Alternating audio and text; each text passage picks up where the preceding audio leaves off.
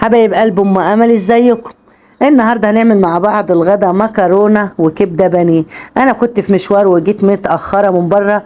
اعمل ايه؟ رحت جايبه كيس مكرونه اسباجيتي ورحت ماسكاه، رحت جايبه ميه غاليه له الميه وحطيت معلقه ملح ومعلقتين زيت، ورحت مكسره المكرونه عشان تبقى ايه، انا بحب اكسرها عشان احنا بنعرف ناكلها كده بالشوكه متبقاش طويله قوي.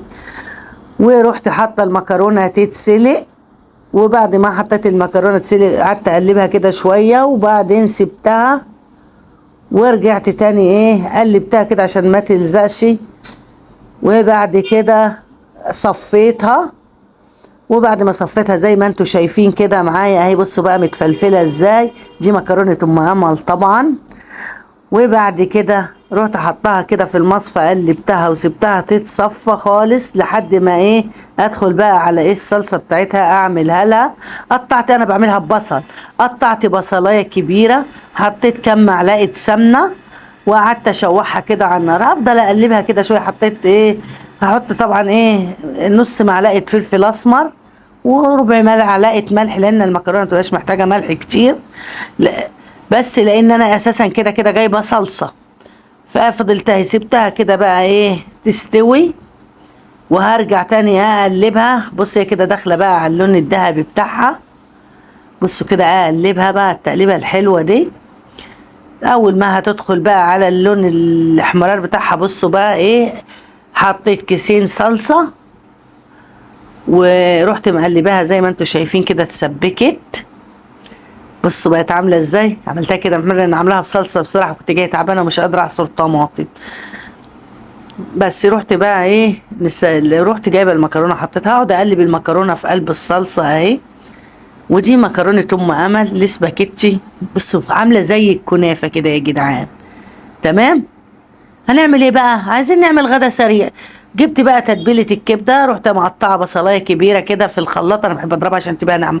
كل ما نعمه البصله بتاعت الكبده او بتاعت اي حاجه تشرب في قلب الحاجه كويس، تشرب من. حطيت فلفل اسمر وحطيت حبه كمون وشويه ملح وبضربهم في الخلاط، وحطيت توم باودر كده نص معلقه صغيره. تمام. اروح ضربهم كده في الخلاط، خلصتهم رحت بقى حطاهم على الكبده. بروح سايبهم بتاع حتى ربع ساعه كده في الكبده لغايه ما ايه اخلص حاجه تانية. بص كده بقى، بصوا بقى كل ما كانت البصله دي ناعمه كل ما بتخش في تنعنش كده في قلب الكبده. دي كبده كان كيس عندي في التلاجة على فكره، ما انا مش عارفه اعمل غدا ايه يا جماعه. كان كيس في التلاجة، رحت جايبه حضرت الفيجيتار بتاعي، حطيت عليه حبه دقيق وقلبتهم كده في بعض ورميت عليهم فلفل اسمر. بصوا بقى بتبل الكبده، الله على شكل شرايح الكبده، بالرغم ان انا شايلاها بقالها شويه في التلاجة. بصوا، بص جميله ازاي. دي كبده ام امل اللي بتعملها، وحبايب قلب ام امل بيحبوها.